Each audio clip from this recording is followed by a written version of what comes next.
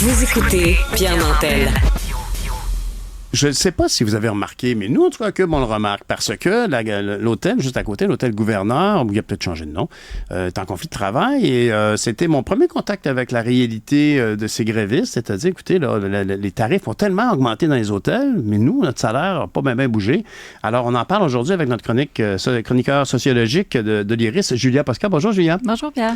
Alors, oui, la grève, et c'est étendu d'ailleurs à 20 hôtels. Là, le Reine-Élisabeth est toujours en grève. Parlons-en. Cette situation ici est une situation d'inéquité entre les conditions de travail, les salaires obtenus et le tarif à la hausse des chambres quand même en général. Oui, comme dans le reste d'économie, il y a eu de l'inflation. Il y en a eu dans le secteur hôtelier aussi. Je pense que les gens l'ont vu cet été, probablement, s'ils sont promenés au Québec. Et donc là, on a une négociation dans le secteur hôtelier. C'est 3500 travailleurs et travailleuses environ là, de différentes régions qui se sont coordonnés pour négocier ensemble pour essayer d'améliorer leurs conditions de travail.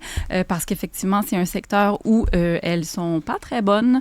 Quand on regarde le salaire horaire moyen là, dans l'industrie, hébergement et restauration, c'est 20 et 25 de l'heure. Et si on regarde aussi, parce que c'est à ça que je voudrais m'intéresser aujourd'hui, aux postes vacants dans cette industrie-là. Donc, on cherche à embaucher. Le salaire qu'on offre, c'est 20 et 75 $. Donc, ça, c'est un niveau... En fait, c'est un salaire qui permet là, à peine d'atteindre ce qu'on appelle le salaire viable, donc un niveau de revenu qui permettrait de sortir de la pauvreté. Donc, juste qu'on vulgarise beaucoup, parce que tu vois, même, il faut qu'on m'explique. Ici, à 20 $ de l'heure, fois 35 heures, ça fait 700 par semaine. Et 700 par semaine, ça fait 2800 par mois. Puis si tu soustrais le coût de la vie, le coût du logement moyen, etc., on arrive bien juste. On est comme ça.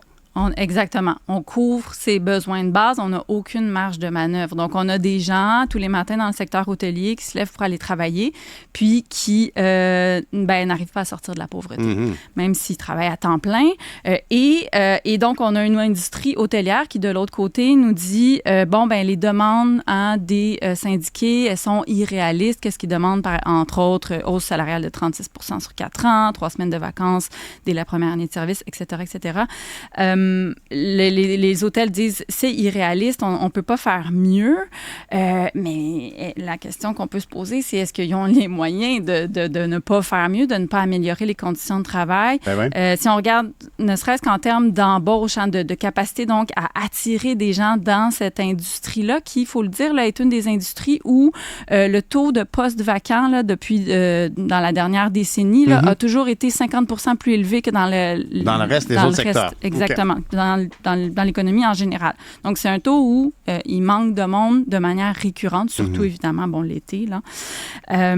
Et je l'ai dit, les salaires sont bas, beaucoup plus bas que la moyenne des autres industries qui recrutent en haut, et beaucoup plus bas que la moyenne du salaire là, au Québec. salaire horaire moyen, il est en moyenne de 32 et 40 en 2023, donc par rapport à 20 c'est sûr que de l'heure. Dans un contexte de pénurie de main-d'œuvre, mettons que j'habite dans un hôtel, j'habite dans une région où il y a un hôtel, ils ont besoin de personnel, c'est quand même 20 $ de l'heure pour aller faire des chambres, c'est quand même pas, avec des chiffres très particuliers, j'imagine, c'est pas une job simple. C'est un métier qui peut être, physiquement difficile là, pour faire le ménage, notamment, le changer service. Les draps. Exactement. Changer les draps sur un lit queen, même moi, je trouve ça dur une fois par semaine. C'est oui, et d'ailleurs, donc, et c'est un service, qui avec des horaires qui sont atypiques et donc des conditions de travail difficiles. Ce qui est intéressant de constater, c'est qu'à l'autre bout du spectre de cette industrie, on a donc des entreprises et des grands groupes, en fait, qui payent leur PDG très bien. Donc, je suis allée... La répartition de la richesse, évidemment. J'ai fait des petites recherches, puis quand on regarde, par exemple, le PDG de Hilton, donc on connaît bien le grand groupe hôtelier, lui, il a eu une compensation totale là, en 2023 d'environ 26,5 millions de dollars. Voyons. 23,6 millions de dollars. 26,5 millions de dollars, ça, c'est sa rémunération globale. Le PDG du Marriott, qui est notamment propriétaire à Montréal du Ritz-Carlton, du Château Champlain, Monsieur Anthony Capuano, lui, sa rémunération globale, l'an dernier, c'était 22,6 millions de dollars. Il gagne 1 million de moins par année que l'autre. Oui. C'est très juste, le ça. petit dernier là, que j'ai vérifié, c'est le PDG du groupe Accor, qui est notamment propriétaire du Fairmont Reine-Élisabeth, qui est aussi un des hôtels là, où il y a un conflit de travail. Sébastien Bazin, lui, il a eu une rémunération de base de seulement 2,5 millions de dollars là, pour l'an dernier, c'est ça. Mais ça ne tient pas compte là, de toutes les actions, des options d'actions qu'il y a. Puis bon. Bref, on a des entreprises, en fait, qui ont les moyens, oui, on pourrait dire, dans le cas de ces grands groupes-là, de bien payer leur main-d'œuvre, surtout, comme je le disais, s'ils veulent attirer des employés et les garder. Puis là, ça m'amène à parler de pénurie de main-d'œuvre, et là, je le mets des guillemets. OK. En général. Elle a fait ce geste ici. Voilà, on ne le voit pas à la radio, mais on le voit il y a des guillemets. Oui. Et pénurie de main-d'œuvre, hein, parce qu'on en parle beaucoup, pas juste dans le secteur hôtelier ou de l'hébergement, mais on dit qu'il y a une pénurie de main-d'œuvre au Québec. Puis, qu'est-ce qui cause? Et donc, beaucoup de postes vacants, d'entreprises qui cherchent à embaucher. Et il paraît que par secteur, ça peut être très, très varié. On parle couramment avec un de nos collaborateurs qui nous dit que, par exemple, dans le secteur des technologies, il n'y en a plus de pénurie de main-d'œuvre. C'est l'inverse. Il y a même une perte d'emploi générale. Mais du côté de l'hôtellerie, c'est le cas. Et je trouve que c'est le fun que tu amènes ce sujet-là aujourd'hui parce que ça illustre quand même parfaitement les extrêmes dans notre société. Le patron d'une grande chaîne qui gagne 22 millions par année, puis à l'autre bout, les domestiques. Hein? Tu as le châtelain qui run le Château Frontenac, mettons, qui gagne un salaire délirant. Puis à l'autre bout, les femmes de chambre qui gagnent même pas 22 $ de l'heure. Lui, il fait 22 millions par année. Oui, donc c'est effectivement, ça illustre de manière flagrante les inégalités qui sont au cœur de notre modèle économique, hein, qui permettent à des grandes entreprises de croître.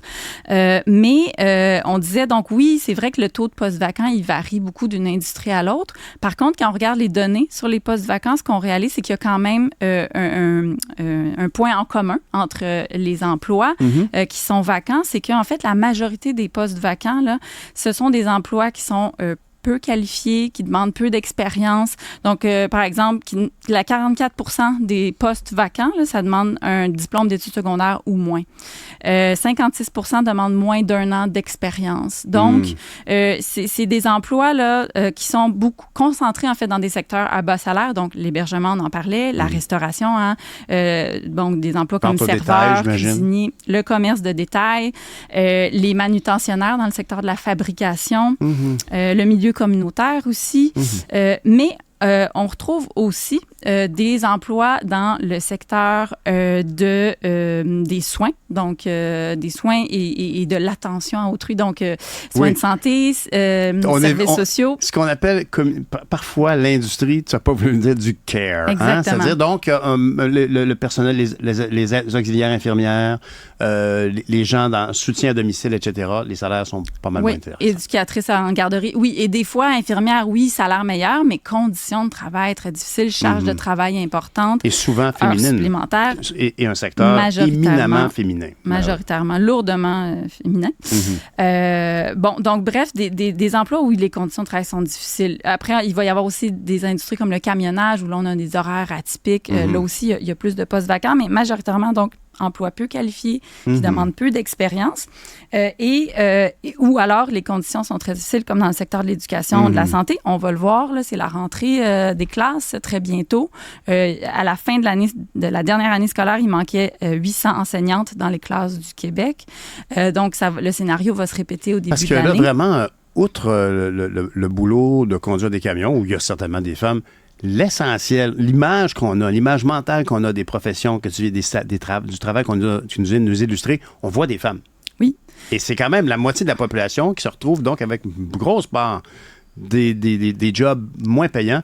Et c'est pas par choix qui sont moins scolarisés non plus. T'sais. Non, mais des emplois, oui, ont une majorité du temps, mais des emplois souvent dans des secteurs essentiels aussi, mais des emplois qui sont peu valorisés parce que justement, par exemple, dans le secteur de l'éducation ou du soin, des soins de santé, ben on attribue ça, c'est quelque chose que les femmes faisaient avant, fait que c'est normal pour elles de le faire. On n'a pas besoin en plus de bien les rémunérer ou leur offrir des bonnes conditions, mais bref, là, il y a un cercle vicieux qui s'installe évidemment dans ces secteurs-là. c'est que on manque de personnel, la charge de travail s'alourdit et donc les gens partent en burn-out ou en congé de maladie. Donc, le poids augmente sur le personnel restant. Ah oui, d'ailleurs, on ne voit pas le bout au niveau des infirmières dans les zones comme la Côte-Nord. Là. Je veux dire, on a coupé les agents. Tu sais, comme c'est un problème interminable. Il va falloir faire face à un problème conceptuel. Tu l'as dit en boutade, mais tu as dit, ouais, les femmes, ils faisaient ça avant gratis. Fait que